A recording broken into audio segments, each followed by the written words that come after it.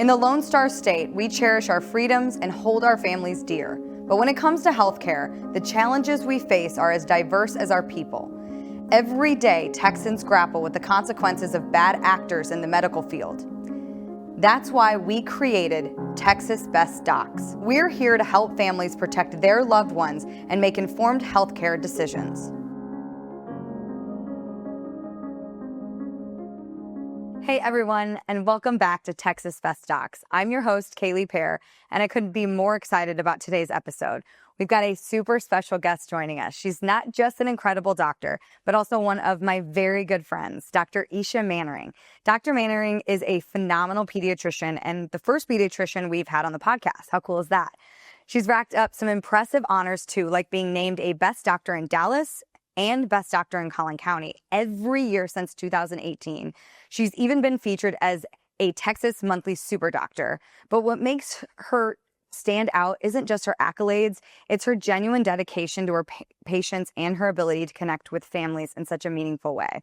Today, we'll be talking about her inspiring journey into healthcare, why she chose pediatrics, her take on the importance of transparency in healthcare, and how tools like Texas Best Docs can be a game changer for families navigating their healthcare choices. Oh, and as a mom of two boys, she's bringing some pretty relatable insights to the table too. Dr. Mannering, I'm so glad to have you on the podcast. Welcome. Thank you for having me. Yeah, well, I first want to start by, I know a lot about you, but for people watching or for our listeners, can you talk about how you chose to go into the medical field and what that journey looked like? Sure. I think I knew from a pretty young age that I wanted to go into medicine and particularly pediatrics. I was always drawn to taking care of children. And, particularly as I got older, I realized that not every child has a voice, and they don't always have control over the situation that they're in. And so I felt a drive to kind of, be able to take care of kids and help them. And the medical field always appealed to me, just with my interests in science and, taking care of like everyone around me. I always kind of just thought it was my calling. Well, you're also my daughter's pediatrician. And the way that you kind of handle the children is really, really awesome to watch. It's like you connect with them, and yes, you're there for the parents, but you're really there for them. Talk about how that, really you've adapted to that throughout the years. I mean, because you've been doing this for a really long time. Yeah, so I've been in practice for about 12 years. And, I just try to imagine it through the lens of a child. I mean, they don't really have the same context as we do as adults when they go into a situation like that. Even if they're, coming to a doctor for just their normal checkup, well, they don't know why some nurse is taking their blood pressure, or why they have to stand on a scale, or why they have to get undressed. And so I think it's really important to think about what that child might be feeling. And I think if you can get them comfortable, you start to build that relationship and build that trust. And it's really important to me because I take care of kids from the time that they're newborns till they're in college. So, I want them to be able to have a good relationship with me and trust me and feel comfortable asking questions and really, being sensitive to the fact that they're in a vulnerable position. Well, yeah, most of their earlier life is either they're going there because they don't feel good, or they're going there to get a shot. Right. Which nobody likes. Exactly. So I'm not surprised when I have a toddler who's crying when they when I walk into the room. But I think just being able to connect with them, kind of play with them a little bit. And, part of the art is for each age group being able to kind of find a way to connect with them. And so, I think just taking that little bit of extra time to make sure that they feel comfortable, it just makes it so much easier for everybody. Yeah, you always want Mila to kind of do the tools. Yes, and, do it herself. And because if she touches it and, and she sees what it is and what it does, and maybe it'll be a little less scary for her. Sometimes she has unicorns in her ears. Yes. I do have a very active imagination.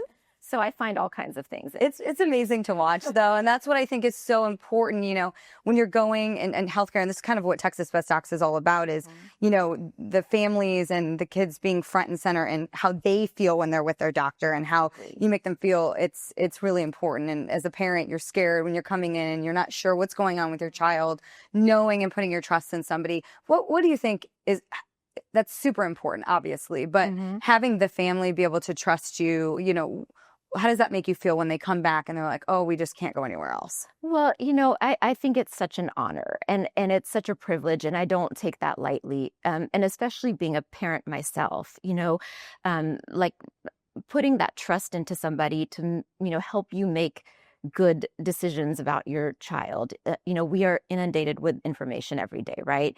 As parents, we see all kinds of articles that maybe give us conflicting information. So I think to have a medical home for your child where you feel like you can communicate effectively with, your child's medical team and be able to trust their advice, I mean, that is so important. Otherwise, it's a very confusing world out there. Yeah, and a lot's changed in the medical field. I mean, from this side of the table to your side of the table since COVID. Do you have any advice for parents or anything that you would tell them for, handling not only their healthcare, but their children's? Yep. So, I think if you can ever meet with your, provider, especially when you are choosing a pediatrician, a lot of pediatricians will offer just consultation appointments before you start to kind of become patients at their practice. If you can meet with your doctor ahead of time and kind of get a sense of what their communication style is, do you feel comfortable asking questions? Do they align with you on your philosophies? I very much think it's a partnership. When you are in a patient-doctor relationship, it's not that the doctor tells you what to do because they know better. They need to understand where you're coming from, what your concerns are. They need to listen to you. You need to feel heard, and you need to feel confident that they're, giving you advice that you can trust. Yeah, and that kind of leads into one of our main topics for the podcast today is going to be healthcare transparency. And why do you believe that in today's medical field, that transparency is really should be the most important? Right.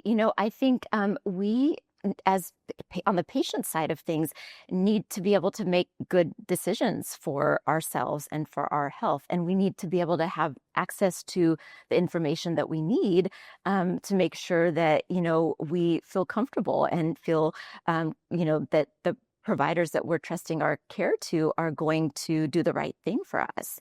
And I think part of it also just goes down to having so much information at our fingertips that we can almost kind of drown in it, so to have like a concise way of knowing, who you can trust and whether there's, concerns that you need to be aware of as a patient, that's very important.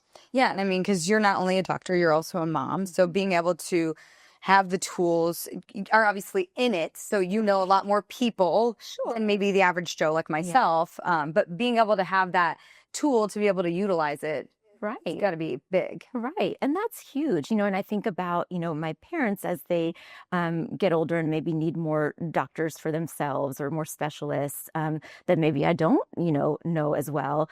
I would really want to be sure I could trust that person's advice. Yeah.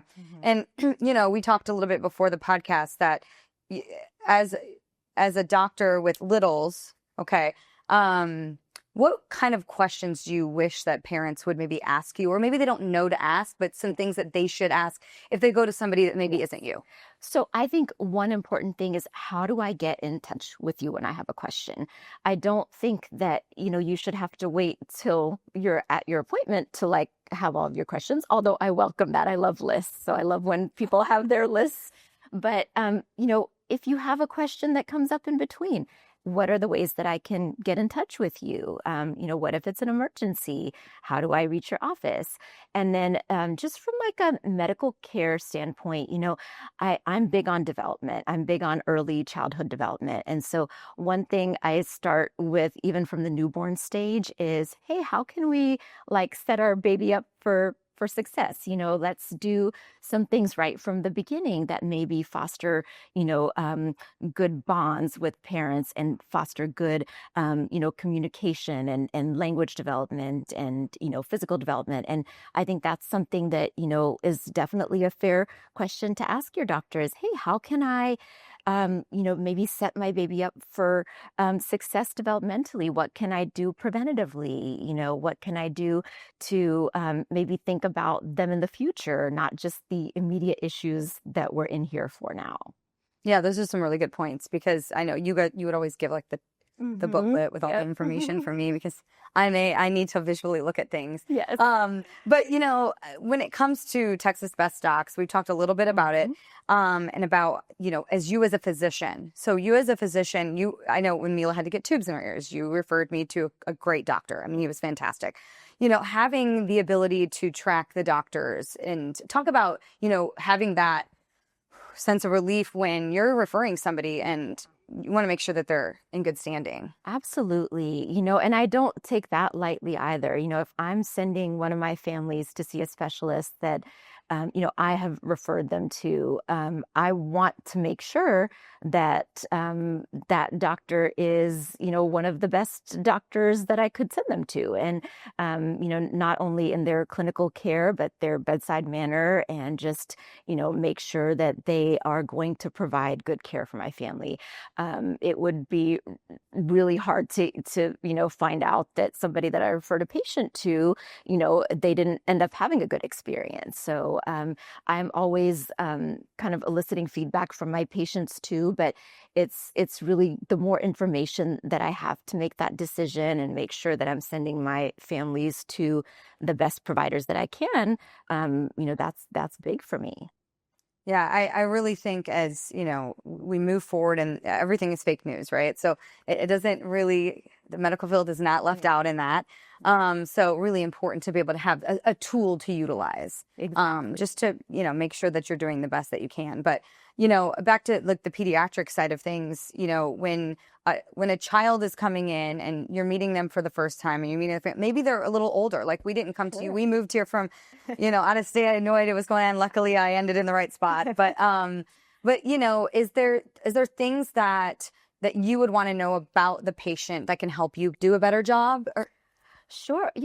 What I tell my families is anything that you think is valuable to bring up, bring it up, and of course, knowing the child's medical history and birth history, those are important things that we can just kind of, we may not need that information right now, but just to kind of have in our records, and just about what helps your child feel comfortable. I think that's really valuable too, because that's part of like engendering that trust and that bond going forward. Yeah. I mean, I think that that's really important information. And, the people watching, the people listening, like we love having, different doctors on here. You are fantastic. And, you have a lot of awards. We said all your accolades earlier, but how does it make you feel like day in and day out being able to help these patients? I am one of those people who I would still come to work if I won the lottery. Like, I just think it's the best job. I almost even don't want to call it a job because it feels more like a calling. And yes, there are days that are stressful and there are days that are hard. But at the end of the day, I'm working with children, and children are so pure. I laugh every day. I'll tell you that. And a 3-year-old has no filter. So if I have something in my teeth or if my hair's out of place, I will hear about it, which I appreciate. But it's also... I'm sure you hear a lot of really funny things. I hear a lot of funny things. There's not a day that goes by that I don't laugh at work. But, really, it's just, I feel grateful. I think that's the best way to describe it. I feel grateful for the trust that parents give me in taking care of their kids. And I feel grateful to play a role in their health. And I feel grateful to be able to maybe have a positive impact in something I do now that may, affect them in the future. It's been such a pleasure having you on here today. Before we wrap up, I do want to ask you just to give your thoughts on Texas Best Docs and how, it would help your patients and what you think of it. Sure. I think it's a great tool along with the other research that, we all do when we choose physicians. I'm all about, trustworthy sources, and I like that the information has been vetted and it's concise and it's easy. I think we need more easy things in our life. We're a lazy human race. Yes. And if there's a And also there's so much out there, right? And so for me to have to like click through 20 different things and not even know where to start, I mean, that's limiting. But if there's a more concise and simple way to get information that I can trust is accurate, well, that's important. I don't have a lot of time. Yes. So exactly. scrolling and trying to find and trying to go through all that, when you could just have, hey, Frisco, Texas, or wherever, and find what you need. Yes, exactly. And especially when it comes to something like finding medical care, where you really have to be able to trust the people that you're, working with. Yeah. Well, thank you so much. It's been a pleasure. And thank you to our listeners for tuning in to Texas Best Docs. Don't forget to visit www.texasbestdocs.com to get started on finding the best healthcare for you and your family. And as we said before, you can stay informed in your healthcare decisions for less than a Netflix subscription. Again, we say it every time because it's very little. If you have any questions or feedback, feel free to reach out to us through our website or follow us on social media at Texas Best Docs on all social platforms. You've been listening to Texas Best Docs with Kalee Pair and Dr. Isha Mannering. If you enjoyed today's episode, please subscribe and leave us a review wherever you listen to your podcasts. If you have any questions you'd like answered on future podcasts, please make sure to comment below. Until next time, take care and stay healthy, Texans.